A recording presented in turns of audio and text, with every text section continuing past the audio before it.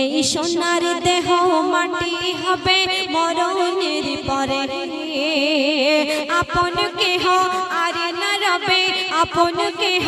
আর না রবে যেতে হবে কবরে এই সোনার দেহ মাটি হবে মরণের পরে আপন কেহ আর না রবে যেতে হবে কবরে সাড়ে তিন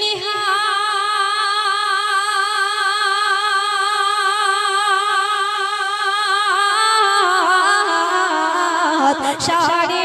তিন হাত মাটির ঘরে মাটির বিছানা সাড়ে তিন হাত মাটির ঘরে